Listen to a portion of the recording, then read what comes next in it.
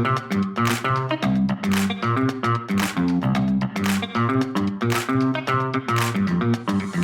listening to the Product Coalition podcast with Jay Stansel. This is where product mastery happens. This is where careers are made. Welcome to the Product Coalition podcast. Let's go.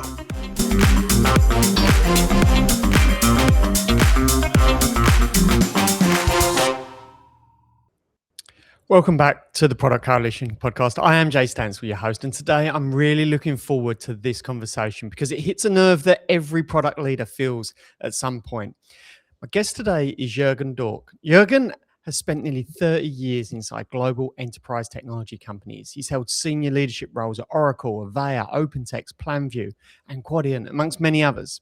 He's led international teams of over 160 people, managed full P&L responsibility across multiple regions, and worked shoulder to shoulder with executives navigating complex transformation initiatives. Now, Jürgen is also the author of the Leadership Operating System and currently advises a US-based software startup on scaling their go-to-market strategy.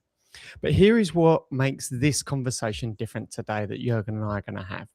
Jürgen does not just talk about growth in theory. He's lived inside the machine. He's watched firsthand how companies lose speed the bigger they get because of how decisions get made.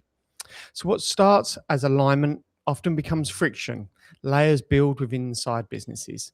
And suddenly the team that used to ship fast is now stuck in a cycle of meetings, approvals, and second guessing each other's decisions.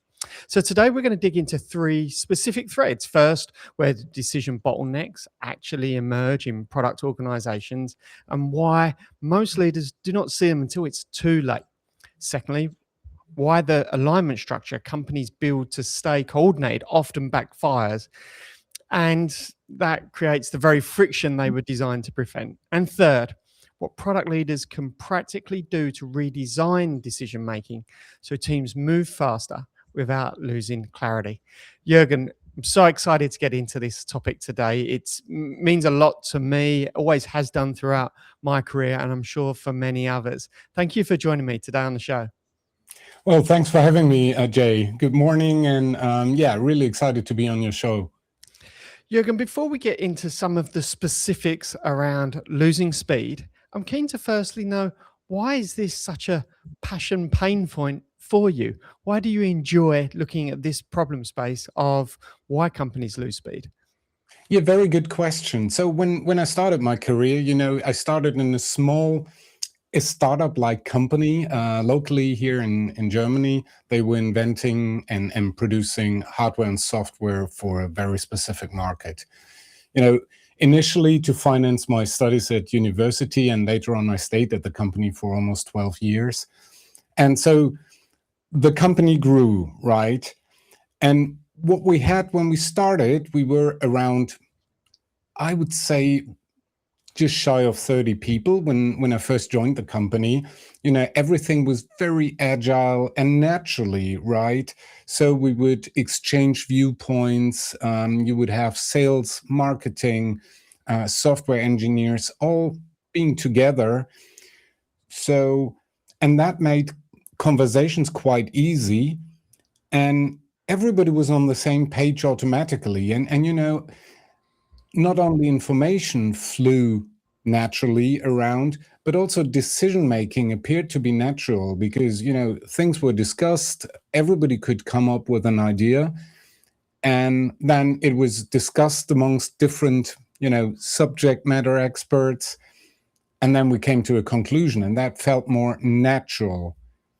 So when I saw that company growing, I saw, as you said, I saw it to become slower. So new management practices were put in place, and you could see the distance between the different functions in the organization was simply growing between sales, marketing, product management, development, and a classical hierarchical structure was implemented, and this is where I see it so often die. And then after leaving that company, I worked for some of the largest tech companies, such as Oracle and OpenText. And what I saw again was I worked mainly in middle management or upper management. And I saw the same thing. So what was supposed to be a matrix organization in reality was, as in many companies, a classical command and control siloed organization. So information wouldn't flow really. Instead of trusting the people and asking people what they think, information was limited and decision was ultimately made at the top. And there was no real working together. And it was the opposite, there were KPIs for specific functions. And, nobody was tracked against the overall progress or the overall good of the company. So you would find the development team just measured on, outputs in their area. Then you would have the sales team just being measured on, how many deals do you close? What's your forecast accuracy? But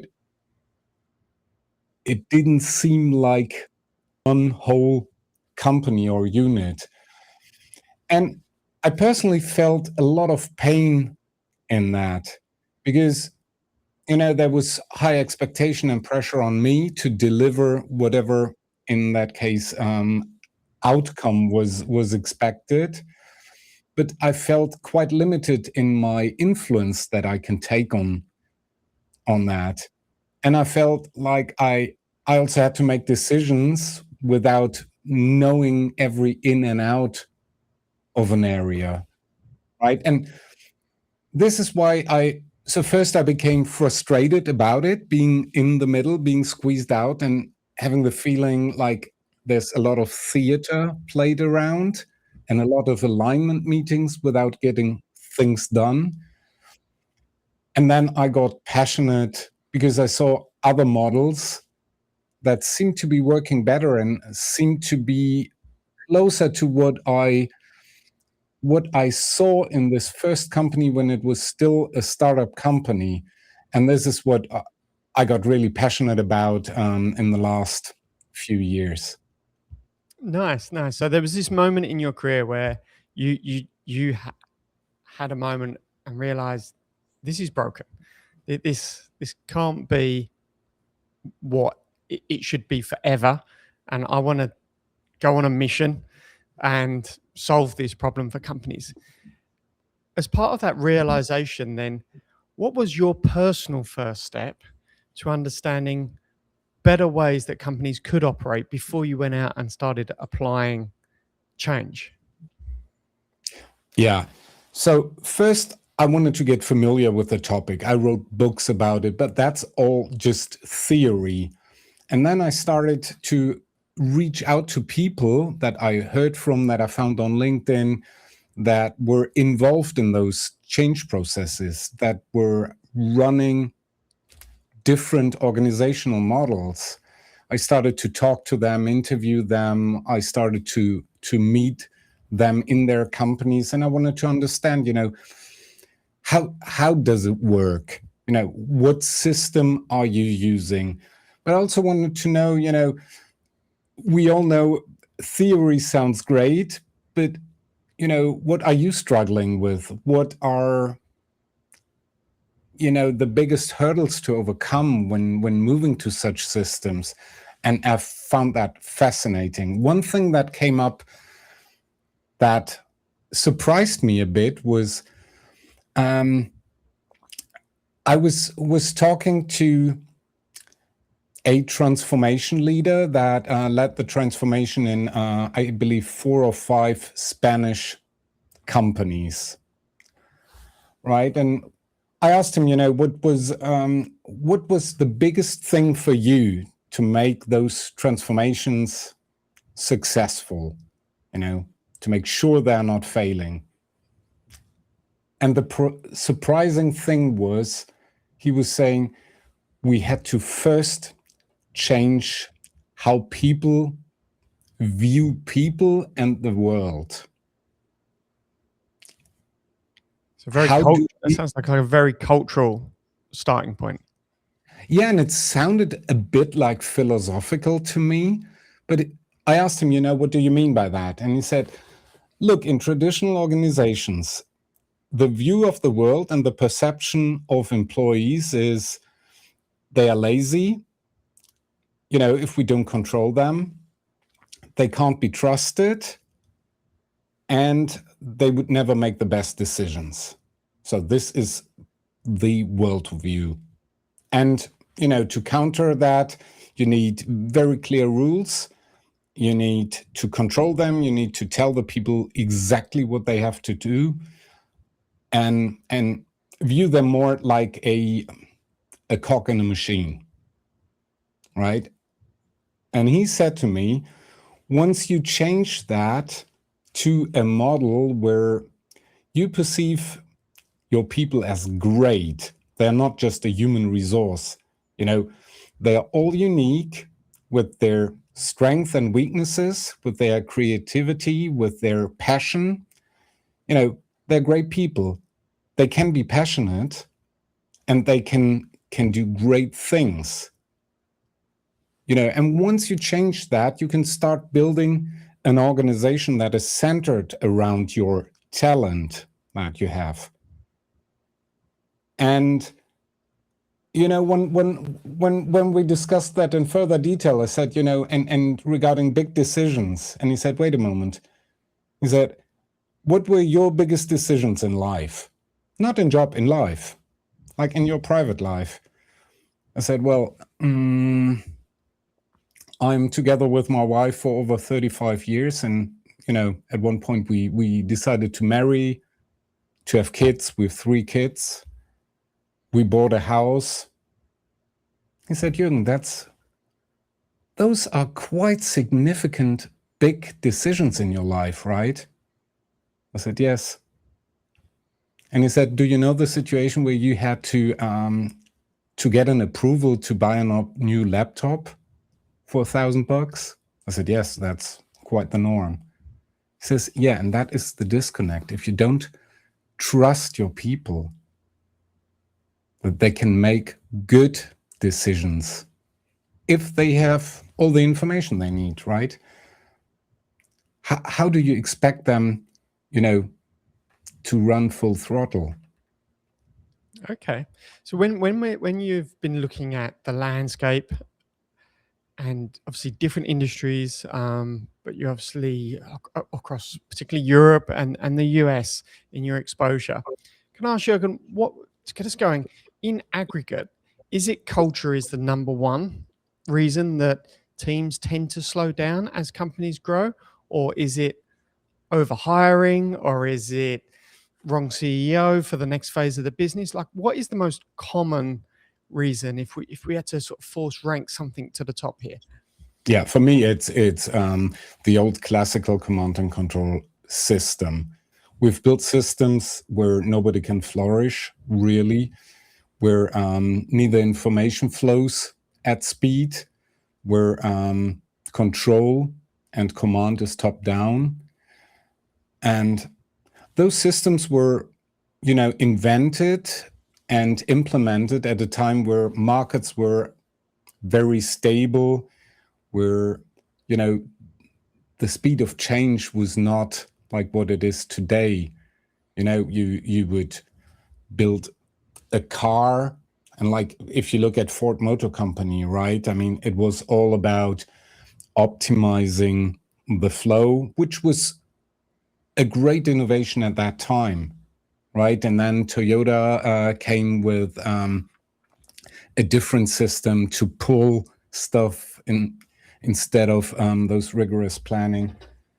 I think what we're seeing today is the speed of change is something we never had before, and it will only increase with AI, right? And then you see world crisis, you see, new tax regulations, markets changing quickly.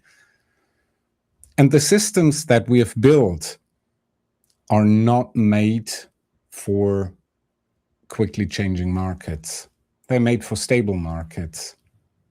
And they are not centered around human brilliance, right? They were just made for stable markets where you need workers that do what some geniuses at the top would tell them to do.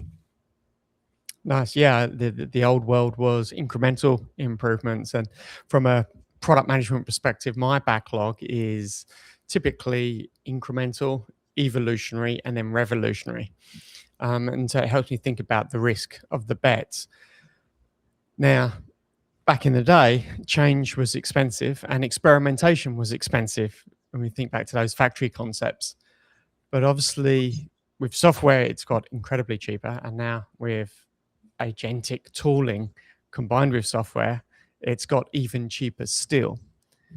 When it comes to the mindset shift, that change is not expensive if you get it wrong, and there could be a good upside by getting it wrong because you'll learn something. And experimentation to work out what the right change is no longer expensive, particularly in the software world.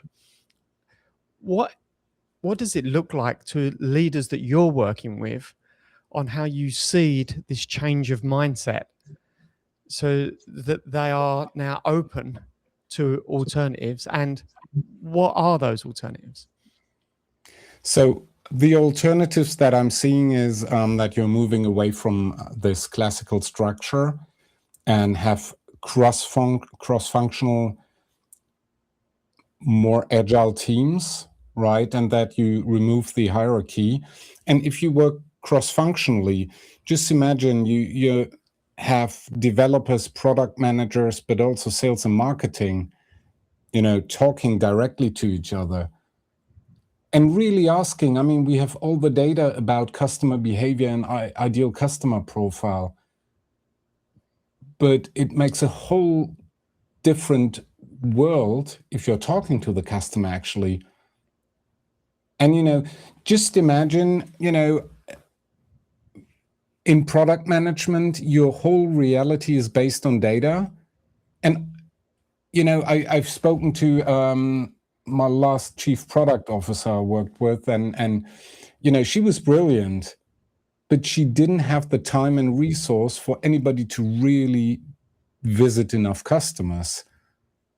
So there was a lot of money spent on a data lake project, on gathering information, but it was never verified. And the people who actually talked to the customer were in sales, in customer success, but there was no real linkage between those departments actually talking to customers and marketing, who were trying to address ideal customer profiles, and product management and development. So I've seen a number of cases where, based on data, what was designed as new features and new improvements seemed to be right, but customer acceptance wasn't that great. Okay. I want to bring the conversation back to the word you used earlier, which was theatre. I think that's a really important point to touch on, because continue with that scenario of a CPO getting out and talking to more customers. That's possible, feasible, generally realistic for them to make some changes in their world so that they can do that. However, when they bring the insights back that are ideally more substantial or better synthesized, there's better definition of what the customer needs versus what they want, and they've got a better story to tell, there is still, in a large organization or even a non-startup, let's just say, generally speaking, this theater of performance that you mentioned earlier. So whilst product people can go out and do their job better, what is it that they need to do to enable the rest of the organization to change the way they work with product? What are the difference of conversations they need to be having? What is the change that they need to be spreading, either externally and being a champion of, or internally champion it to demonstrate that it works? Because the theatre is going to exist anyway, no matter how good you are at your job. So how do you see through that theatre? Should you be calling it out?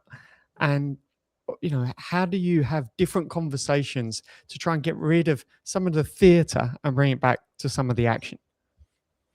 Yeah, so it all depends on which level you are, right?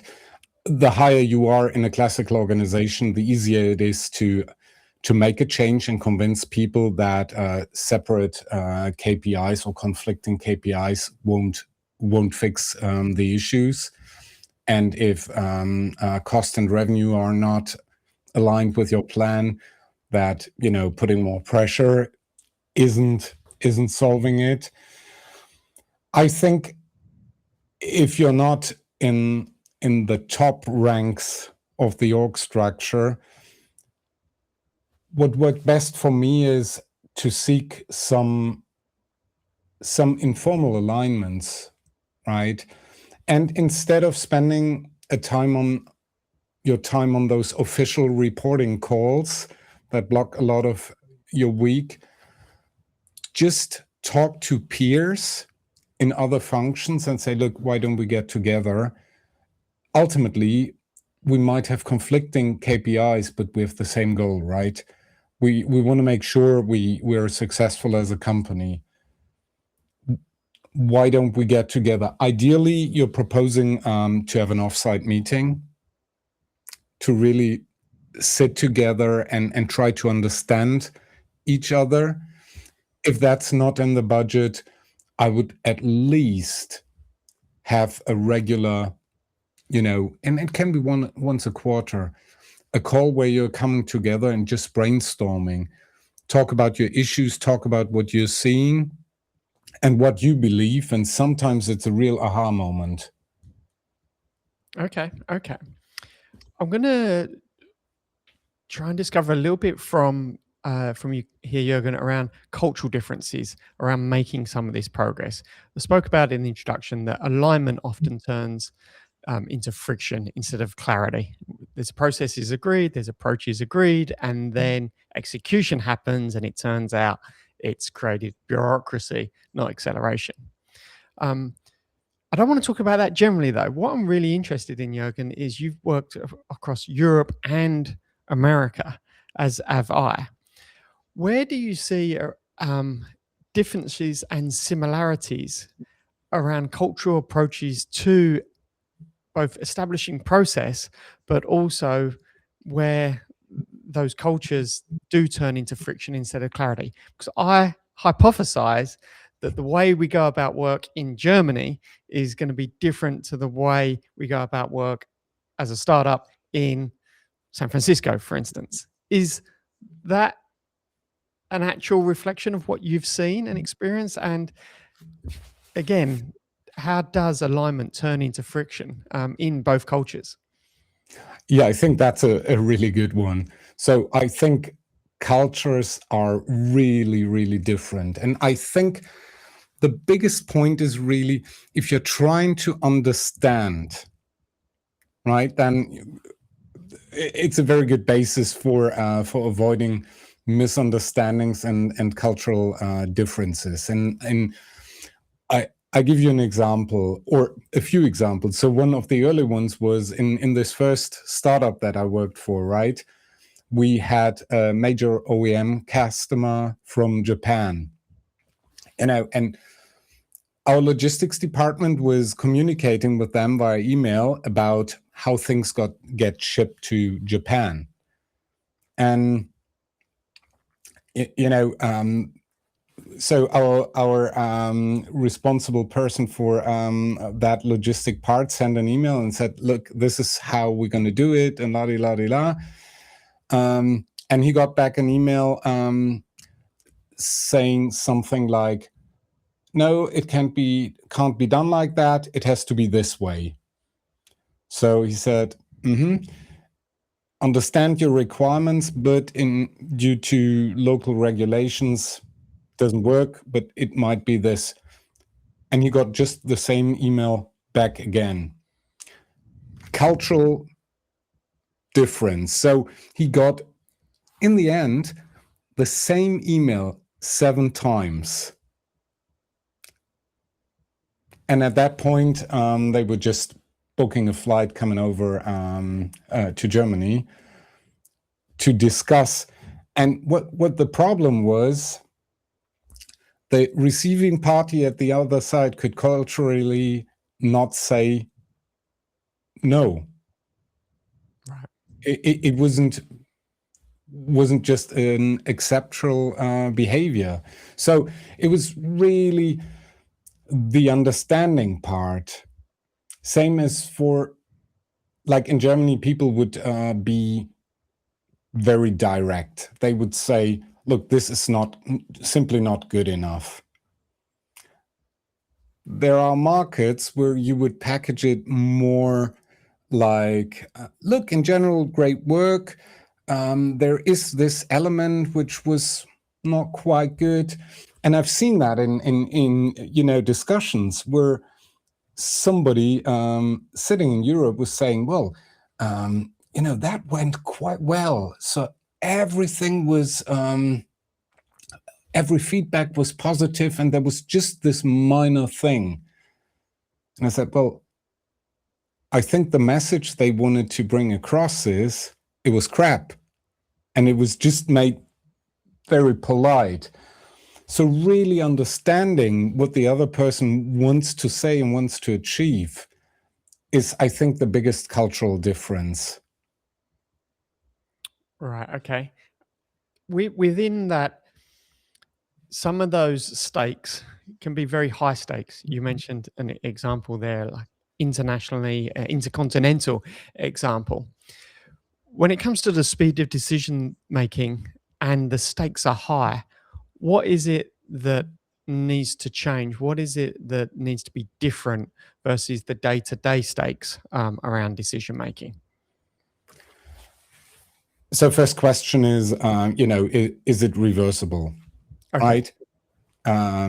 So it's a difference if I could just make a decision, and if it turns out to be a bad decision, you can revert without a high impact, right?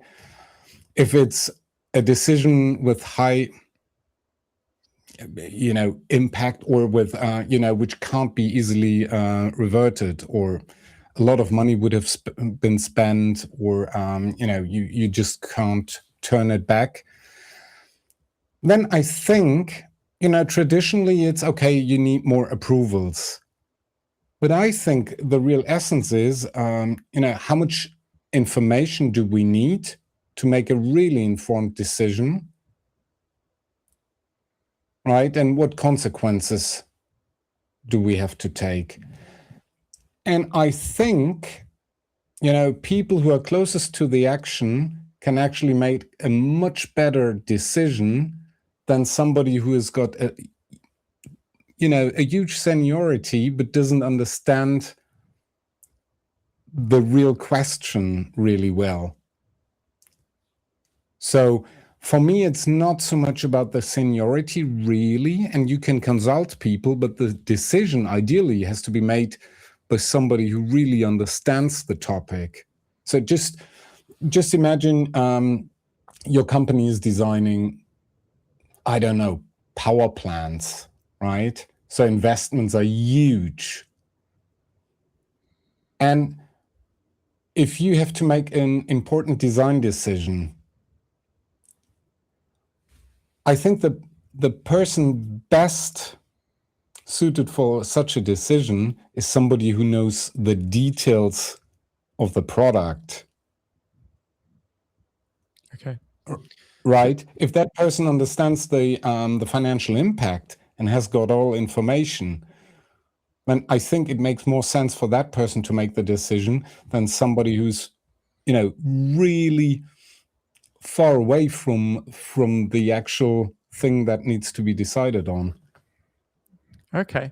So to make that work in reality, is there for the social agreement up front before any decisions made around, and understand who makes what decision and documenting that?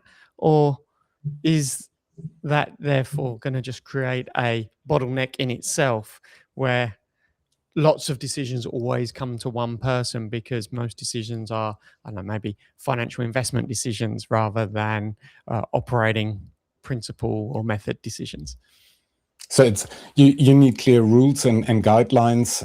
It's not just I empower you to make a decision and half of it is missing. You don't know up to what level, whom you need to consult before you make a decision. So you need really, really clear guidelines. You need to document that. You need to train the people.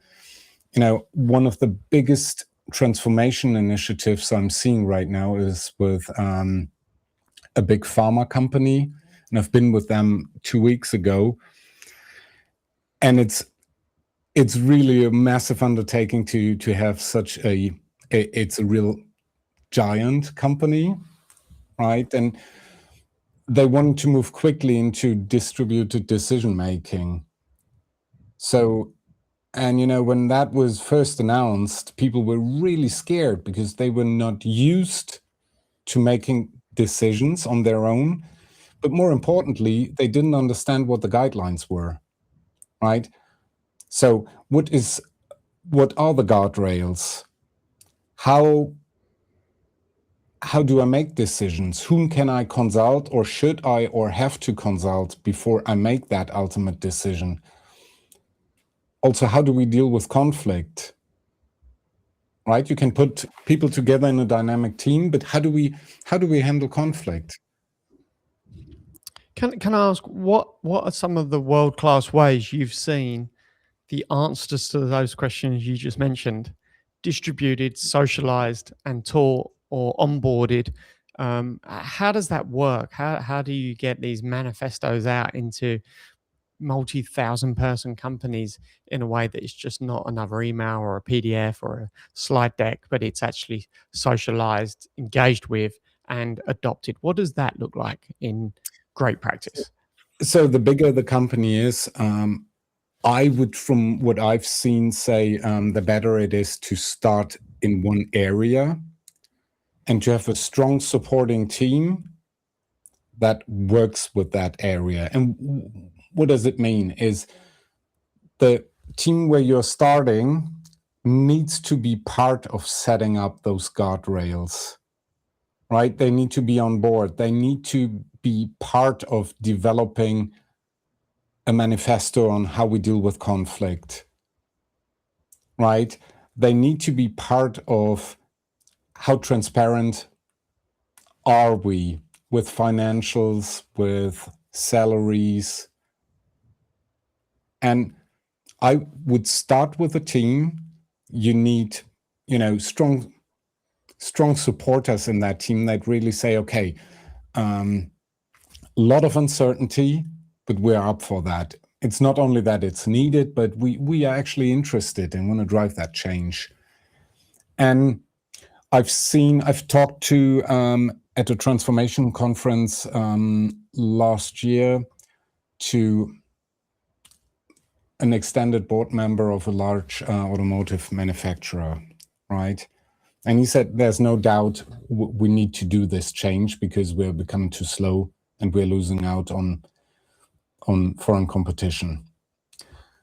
And they were like discussing, how do we approach that? And they started in one area. And surprisingly, it was their traditional finance silo. And, his feedback was there were a lot of people who were really up for it, were enthusiastic, wanted to contribute. Of course, some, wanted to, leave as quickly as possible, and they changed to other departments, right, that were not moving. But he said, he was surprised how many people were really up for that, although they were scared of the unknown. Okay, so this comes back to like sort of psychological safety that can often represent culture. But in a large organization, you mentioned in that example a department that was making change and one that isn't in the same entity. most people listening in are not sat at the top seat here, and as much as you say, talking about distributed decision making and cross-functional working, etc., there is, as you also said, still a traditional org chart a lot of the time there. What is the realistic change that can happen at the grassroots level, at a team-based level, to improve the decision speed, but without creating disruption throughout the rest of the organization? What can the middle management and the individual employees genuinely take away today to think about, here's what I'm going to do starting on Monday different, to improve decision-making speed in this entity, even though it's not coming down yet from the top down, and I don't want to wait forever for that to happen? Yeah, I would align with cross-functionally. Typically, you are in those organizations, you are siloed. Reach out to them, make the proposal, and say, look, I'm fascinated about different ways of working. You're probably as frustrated as I am with, working in different directions. Why don't we stick our heads together on how to make it different and try things out, right? And trying things out and brainstorming and taking small steps isn't that risky. And you can then prove, look, this is working better than what we had before. But, build the trust, small steps, and work together, informal. It doesn't have the big shot in the beginning. But if you want to convince higher management, it's really start at your level with your peers, get them on the table, and just brainstorm. How could we do better together instead of having those big alignment calls and everything? How could that be done easier? Can I ask, Jürgen, what are some ways that those same individuals can quantitatively demonstrate an experiment of change has been successful or has not been successful and it's had no effect or a negative effect? What are some of the ways that your business leaders you're working with are looking for to measure change is effective around decision speed? Yeah, I mean, there are two elements, right? One is if you just look at what is measured today, which is, on the sales side, it's revenue, customer success, it's churn. In development, you have flow time, flow velocity, right? But that is not a combined outcome. I think, if you're starting to do that and just measuring, did my flow velocity in development increase? No, it's not about that. But you could measure customer feedback and, customer happiness, net promoter score on new stuff that you are bringing out, new features, new functionality, and see, is there a difference by working together? And same, like if you look at marketing, there probably, if you talk about conversion rates, does it make a difference if I understand my customer better and get more and quicker feedback if I talk to sales? Those are elements where you can measure outcomes. But I would also track another thing. I would ask employees, how do you feel? Do you feel more empowered? Do you feel more part of the whole thing? Are you more motivated? Does it change anything? So if you give people more decision power and have them being more involved, does it change their attitude? Nice. And from my experience, this is where you see the quickest change. Okay, and so in those large organizations that typically got culture surveys that HR teams are operating and running, employee net promoter score, and those types of things as well. I can imagine if I'm in middle management in a large organization, asking people how they feel about the organization, how it's making decision making, could be perceived as the start of almost a mutiny. Someone down on the ship floor is trying to work out how happy the crew are and wanting to make change. So how do people go about that socially in a way that doesn't come across that you're trying to create a revolution from the bottom down? What is the language look like so that when an executive hears that this surveying of employees is going on, they're not of fear of it, they're actually endorsing it? Yeah, I wouldn't run a massive survey amongst people. I would talk to the people that are in my department, that are in further departments. I would simply ask them, right? Do you feel a difference? Does it help? What are we missing? Those things. I think if you're asking those questions, you don't need a big survey, right? If you as a manager just ask your team, what do you think about this? How do you feel? Does it help you? Or where are you struggling? What are you missing? What am I missing? What are we missing? Nice. An observation I've got right now, Jürgen, is that when I think about my time in software over the last 30 years, is when it comes to making process, procedure, or in this instance, really, it's a cultural change as well in an organization. Other than the transformation hype of Agile 15 years ago, this is without doubt the best window to start thinking about how we could do things different, and the best window to stand out as either a potential future leader of a company or an existing leader of a company, because there is so much tooling change that happens. And as the tools change, the cultures and the processes tend to change around them as well. And I would actually encourage people to be brave in this moment, because another window like this of revolution with the tools that you're changing, the tool set's going to change more in the next 3 years than it's done in the last 25, probably, when it comes to Microsoft Word and Excel and databases and access to code and those types of things. What is it that you would like the audience to walk away with when it comes to being brave and thinking about how they could implement change to make decisions faster? Yeah, I think so 2 elements. One is ask yourself, what's my view of the world and the people around me? I think that helps when before going into what's the ideal future state of my role, my career, and the ways of working. I think those are essential questions.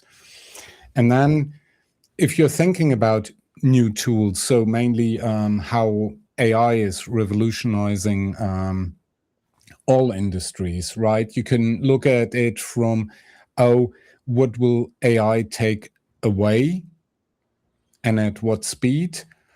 But the other side, and I think more and more people are getting that, is, well, what amazing things could we do with this new technology? So if you have great people and better tooling, right, you should be able to make amazing stuff.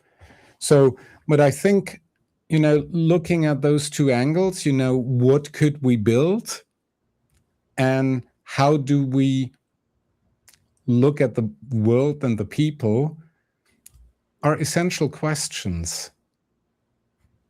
Nice. I like that point on bringing it back.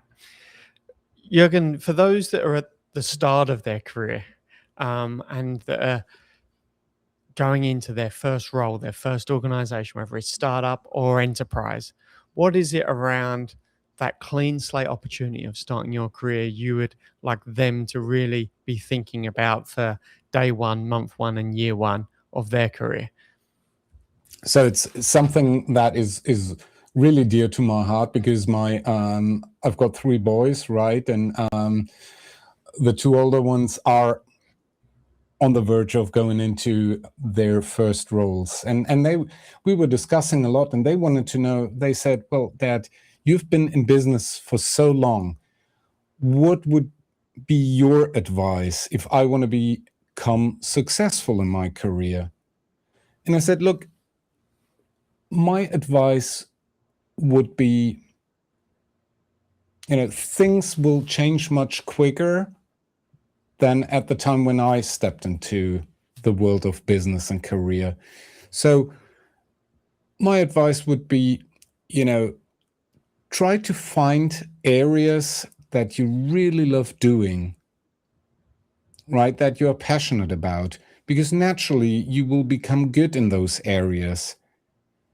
And, change needs to be built in. There is no, I take this university degree and then I go into the job and this is my career for the rest of the life. Things will change, and just don't try to fight it, but see the opportunity in it. I think getting into areas you're passionate about, try to find what excites you, and then embrace the change. And there's massive potential in change. There's always been. Yeah, and I think with that change brings new opportunities and working in environments that you could never dream of 25 years ago. The fact that we can remote work, that you can sit in a jungle and work if you prefer to be outside, or I think finding those working environments where the change will happen within the environment, but the environment itself may be a constant, is also going to help those young people find those places that they just love working in as their career changes over time. Yeah. Jürgen, this has been an absolute pleasure of a topic. I really appreciate the wisdom and the experience you brought into today's session.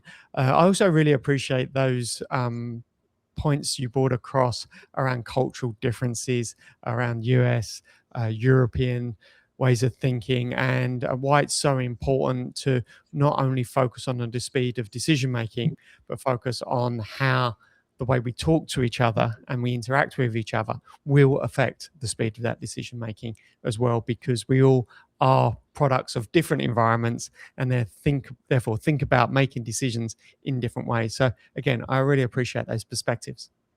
Yeah, thanks a lot, Jay, for having me on the show. It was a real pleasure, and I was looking forward to that, really. Fantastic. Well, thank you to the audience as well for listening in and joining myself and Jürgen today on this session around why product teams slow down as they grow. If you'd like to learn more about Product Coalition, you can do so over at productcoalition.com. Until the next episode, thank you very much. And that's a wrap for today's episode of the Product Coalition podcast, hosted by Jay Stansel. Got questions or want to explore more topics? Connect with Jay on LinkedIn or join the ever-growing Product Coalition community on Substack. Thanks for listening.